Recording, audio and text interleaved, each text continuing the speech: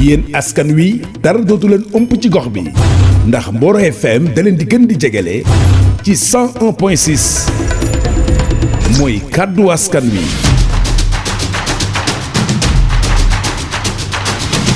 Hier naît sous l'ombre du destin.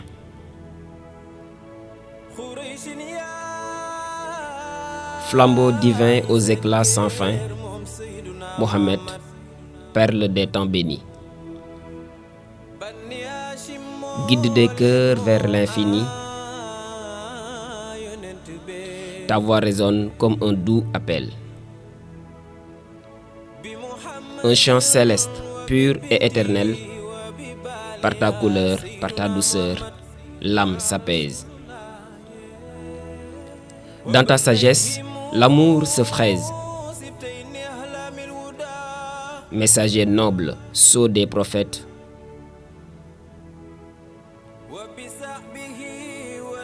éclaire la route parfaite. Par ta miséricorde, l'esprit renaît, et dans ton ombre, le monde s'éveillait.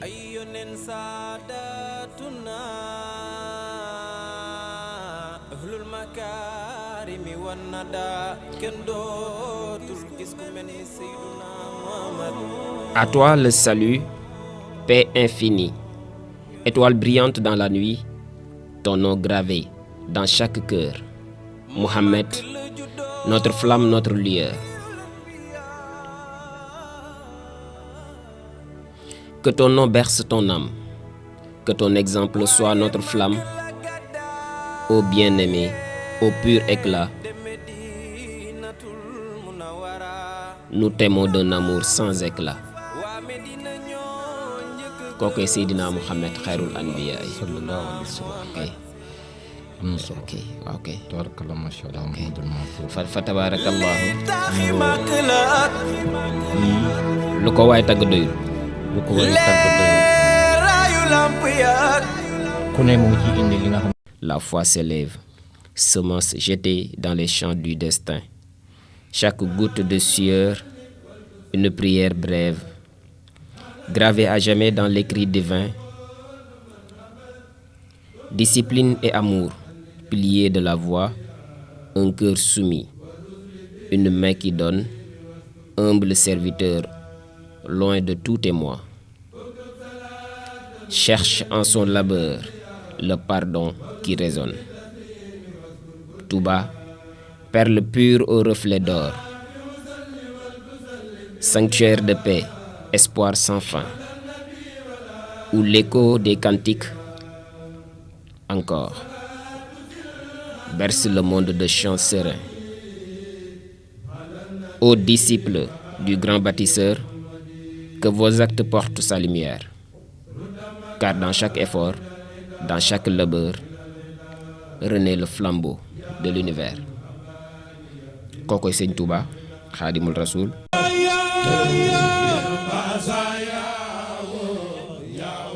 Dans la brise d'un matin empreint de ferveur, résonne un nom, un éclat, une lueur. Tidjania, sentier d'ombre et de clarté, où les cœurs en cœur viennent se retrouver. Sous le baobab des maîtres éclairés, les disciples écoutent, âme apaisée. Paroles douces, perles d'or murmurées, guidant les âmes vers l'éternité. Saint-Louis la Belle, berceau du secret. Tivaouane veille, éclat d'un reflet. Cheikh El Hadj Malick, flambeau éternel, chantre du savoir, guide solennel. Dans chaque chapelet, un souffle d'espoir. Dans chaque prière, un monde à revoir. Amour, humilité, quête infinie, sur la voie sainte, l'âme grandit. Ô Tidjania, flamme jamais éteinte, tu éclaires les cœurs d'une lumière sainte. Sénégal te porte, fierté et destin, un chemin d'amour, de foi et d'écrin. Quand l'aube s'élève sur la cité paisible, un murmure s'élance, doux et indicible. Dans le cercle sacré, Cœur uni dans la foi, résonne le wazifa, écho d'un doux émoi. Les perles du chapelet glissent lentement. Sous les doigts fervents des disciples ardents, la litanie s'élève, parfum d'abandon.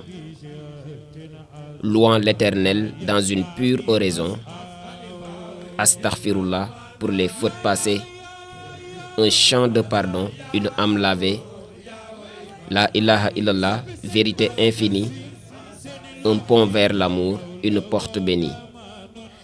Salat ala Nabi, lumière sur l'ombre, bénédiction offerte, un lien qui nous comble.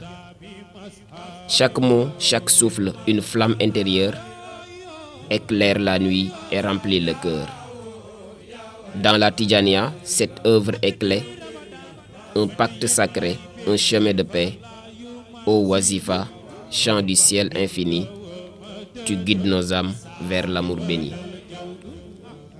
jeex na tàkk.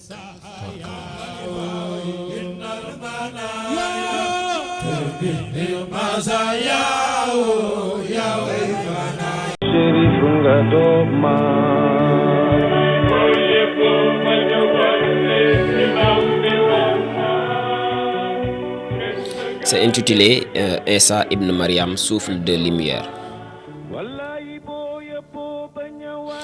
Dans l'aube sacrée d'un destin sans égal, naquit un enfant sous un signe royal.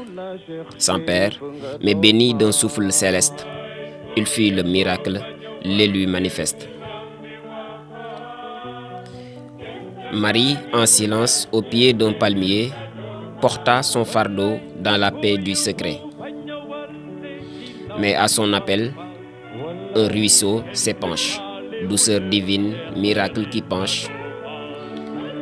Dès son berceau, il parla au monde, parole de vérité, sagesse profonde, serviteur d'Allah, prophète envoyé, lumière et guide au cœur assoiffé. Sa main guérit, sa voix apaise, d'un souffle il rend vie, d'un mot il apaise, l'aveugle voit, le lépreux s'efface, par sa prière, la douceur s'efface, ou la douleur s'efface. Mais le monde doute, le monde trahit, les cœurs de pierre, l'ombre qui fuit, on croit l'avoir pris, brisé, crucifié, mais Allah l'élève, purifié. Et il reviendra quand l'heure viendra, justice et paix sa main portera, Isa, lumière, fils de Marie, un vent sacré que nul n'oublie. Moïse reçut sur pierre et éclat les lois gravées du doigt d'en haut. Psaume, résonne, prière, écrit, chant d'un roi au cœur contrit. Les prophètes marchent, voix du désert, prêchant la foi contre l'éphémère, puis vint la parole, chair et douceur. Jésus, lumière, amour et labeur. Sur chaque page, un vent d'exode, un feu sacré, un chant d'étoiles. La Bible éclaire, guide et console. Parole d'hier, flamme qui vole. Et dans le cœur de ceux qui lisent, brille un écho que rien ne brise. Car sous les cieux, d'âge en âge, Dieu parle encore à chaque page. Barki Yàlla lool. Aliyun Abi Talib Aydara Karara lo ba muy liir bu tooy yaayam tëddal ko dem tooy. yéen askan wi dara dootu leen ëmp ci gox bi ndax Mboro FM da leen di gën di jegele ci 101.6 mooy kàddu askan wi.